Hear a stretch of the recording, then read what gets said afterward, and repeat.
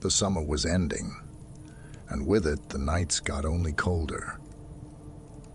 It was our last trip to the nature, so we decided it should be unforgettable. Our destination was a forest near the village, rumored to be home to supernatural, called Oakshade. The forest was dense, and the air was heavy with the scent of damp earth as we set up camp in a remote corner of the woods. We were a group of seasoned campers, unafraid of the eerie stories that locals told about this place.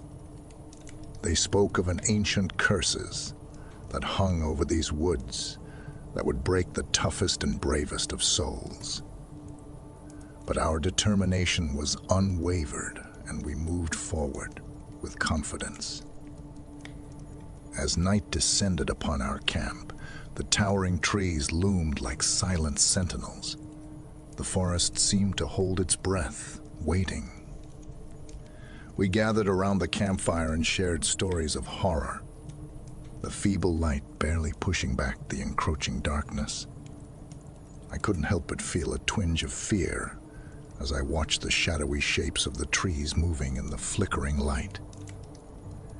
I had heard the stories of the curse, and though I didn't believe in such things, I couldn't help but feel a sense of foreboding.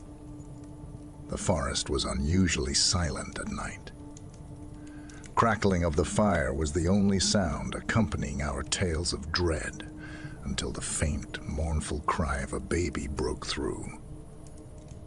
We exchanged nervous glances, but none of us dared to investigate.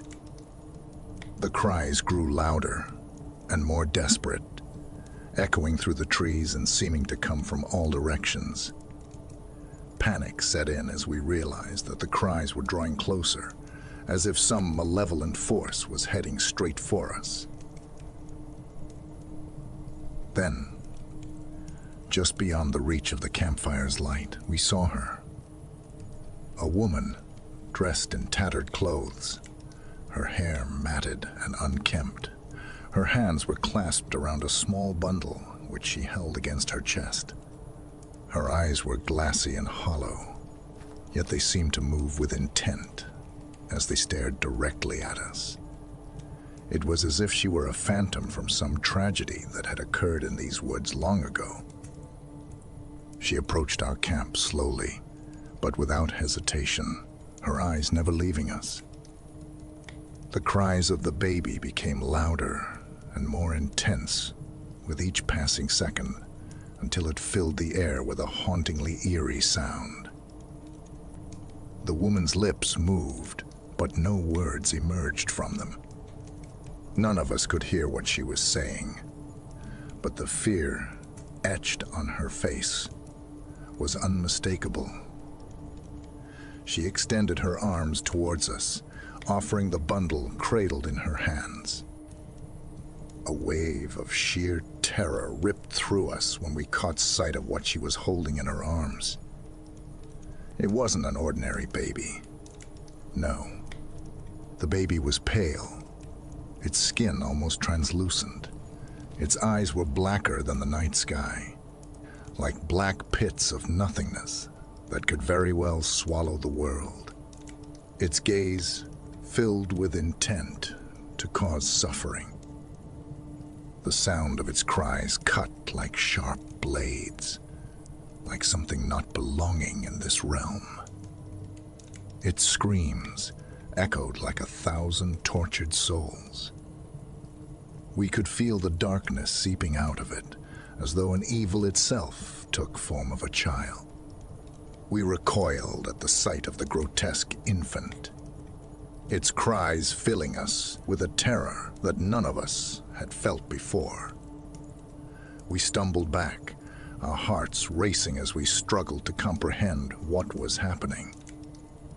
In a blind panic, we scattered into the night, leaving behind our gear and the cursed woman with her infernal infant. As we found our way through the darkness, its screams faded away until an eerie silence descended once again upon the woods. Eventually we reached safety, but the memory of that night still lingers on. We couldn't explain what we had encountered in the heart of those cursed woods, but we knew that it was a place where the boundaries between the living and the dead blurred, and where the evil is still waiting for its opportunity to emerge.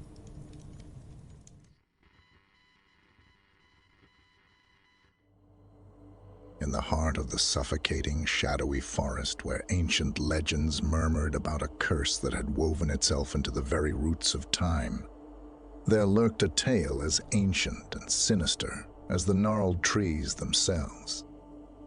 It was a tale of a young virgin woman from a bygone era, a hapless protagonist in a tragedy that had left an indelible stain upon the very soul of the woods. Among the villagers, her name was uttered only in the darkest of corners, a chilling refrain of a tale untold. They recounted how she had mysteriously conceived and birthed a child, but this was no ordinary offspring. This infant, more a creature of nightmares than of flesh, bore eyes as black as the abyss, eyes that could pierce the depths of a person's very soul. Gazing into those abyssal orbs, the woman's sanity withered as if she had glimpsed the very countenance of the devil himself. Misery and catastrophe trailed in the child's wake, a plague that seemed to thrive upon despair and chaos. In the village, affliction struck with malevolent intent, while death lingered in every darkened corner of their homes. It was as though the child bore with it an ungodly presence, a malefic entity that refused to be named.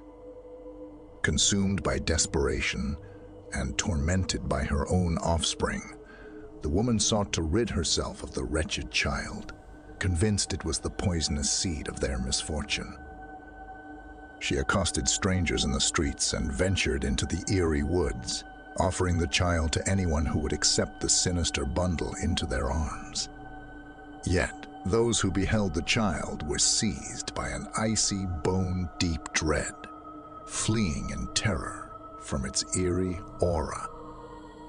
Even the sanctuary of the village temple offered no sanctuary, for she left the child upon its cold stone steps, pleading for divine intervention to sever the curse. However, when she returned to her home, her heart weighed down with despair. The cursed child lay once more in its crib, as though untouched by her desperate efforts.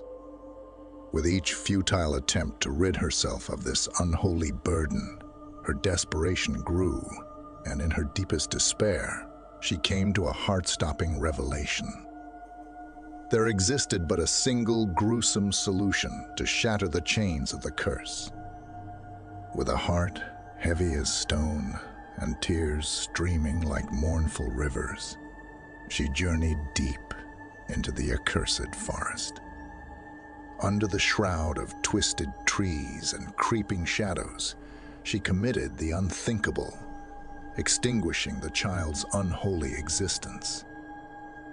Her heart, already fractured by the abhorrent deed, shattered further when she realized that the devil incarnate, though an unholy abomination, was also her own flesh and blood.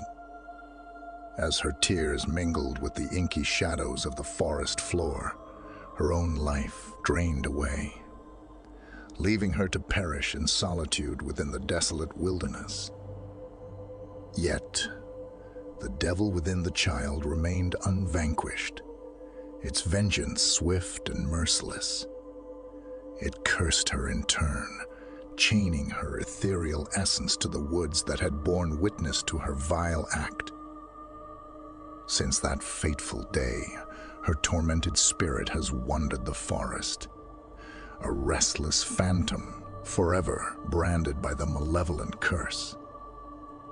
The whispered legend, handed down through the ages, dared to suggest that the curse's grip could be broken by someone brave or foolish enough to welcome the accursed infant into their life. But the same cursed whisper foretold that this selfsame act would usher the devil incarnate back into the world, bringing only calamity and darkness.